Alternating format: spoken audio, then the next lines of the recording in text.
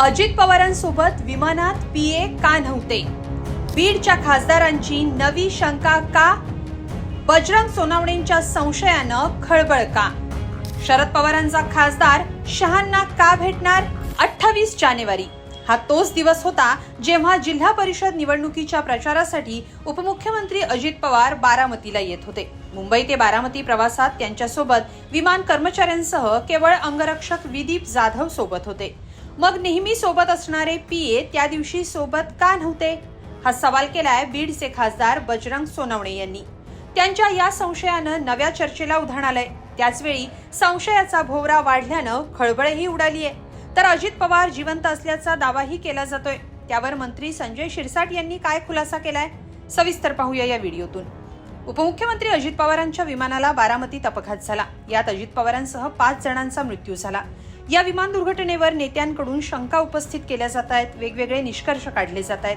अमोल मिटकरी, अंजली दमनिया यांनी अनेक सवाल करत तपासाची मागणी केली आहे. यात आता खासदार बजरंग सोनवणेंनीही नवा संशय व्यक्त केल्यानं चर्चा सुरू झाली आहे. 2 दिवसांपूर्वी सोनवणे यांनी विमानात बॉम्ब होता का असं म्हणत शंका व्यक्त केली होती. आता त्यांनी नवा संशय व्यक्त केलाय. ज्यावेळी विमान अपघात झाला त्यावेळी विमानात अजित पवारांचा पीए का नव्हता असा सवाल बजरंग सोनवणेंनी केलाय. ते म्हणाले, मी संशय व्यक्त केलाय, आरोप केलेला नाहीये. हा सर्वांच्या अस्मितेचा विषय आहे, पुरावे देण्यासारखा विषय नाहीये. मी फक्त संशय व्यक्त केलाय, याची चौकशी व्हावी असं मला वाटतं असं सोनवणे म्हणाले. तसंच या संदर्भात आपण संसदेत चौकशीची मागणी करणार असल्याचंही त्यांनी सांगितलं. विमानात अजित पवारांसोबत पीए का नव्हते? मी समोरासमोर जाऊन बोलणारा माणूस आहे. नेहमी सोबत असणारे पीए त्या दिवशी कुठे गेले होते? त्या दिवशी फक्त सुरक्षा रक्षकच सोबत होते. त्यामुळे या सर्व प्रकरणाची चौकशी होणं गरजेचं आहे. मुख्यमंत्र्यांवर माझा विश्वास आहे असंही सोनवणे म्हणाले. चौकशी आणि तपासासंदर्भात गृहमंत्री, मुख्यमंत्री यांना मी भेटणार आहे.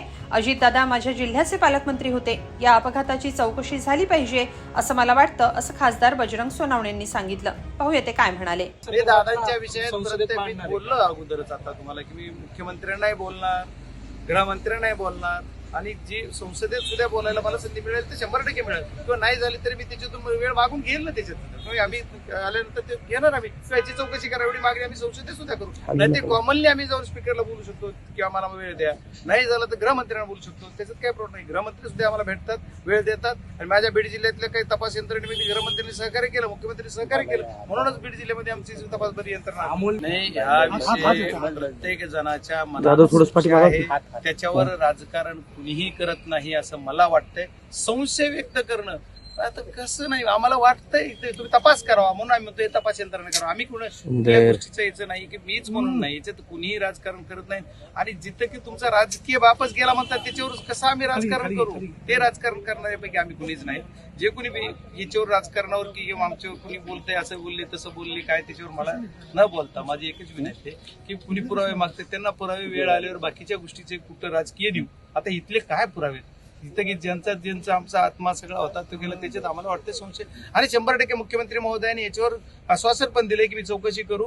आणि मला वाटतं त्यांनी सीआयडीकडे तपास सुद्धा दिलेला आहे. म्हणजे ते पर्याय केंद्र यंत्रणेकडेच येतोय. आम्ही त्याच्यात अमित शहा साहेबांना पण भेटू आणि लवकरात लवकर याच्यात तपास करायला लावू व्यवस्थित. पण वाटतं का तुम्हाला निपक्षपाती? 100% होईल मला वाटतं. दरम्यान अजित पवार जिवंत असल्याचा दावा करणाऱ्या काही पोस्ट सोशल मीडियावर व्हायरल होत आहेत. अजित पवार जिवंत असून ते लवकरच परत येतील असा दावा यातून केला जातोय. यावर चौकशी सुरू असून जो काही संशय व्यक्त केला जातोय त्यावर संजय शिरसाट यांनी आक्षेप घेतलाय. ते काय म्हणाले पाहूया. अजितदादाच्या मृत्यूनंतर इथे जे काही दावे प्रतिदावे होत आहेत, काही आरोप होत आहेत, खरं तर याची चौकशी चालू आहे. आणि जेव्हा चौकशी चालू आहे तर त्याच्यामध्ये आपलं काही मत किंवा आक्षेप नोंदवायचा असेल तर आपण तो पोलिसाकडे नोंदवला पाहिजे. त्याला ऑब्जेक्शन नाहीये. परंतु रोज एक अजितदादांचं जाण्याचं दुःख कमी आणि ह्या आरोपाचे फायदे जास्त झडत चालले. ते राजकारणासाठी बरोबर नाहीये. तुम्हाला जागा दिलेली आहे तिथं तिथं मांडा ना तुमचं मत काय असेल ते.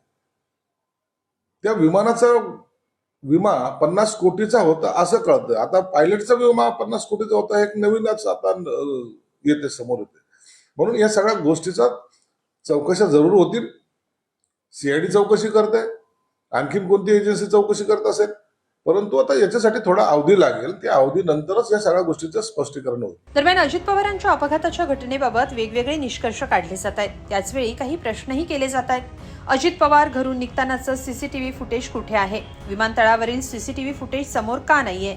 विमानात 6 लोक होते, मग 5 मृतदेह कसे सापडले? ज्या प्रकारे अपघात झाला त्या विमानात बॉम्ब होता का हे पाहिलं पाहिजे, असे सवाल करत या घटनेचा तपास सार्वजनिक करण्याची मागणी होतीये. आता सीआयडी तपासात काय बाबी समोर येणार ते पाहावं लागेल.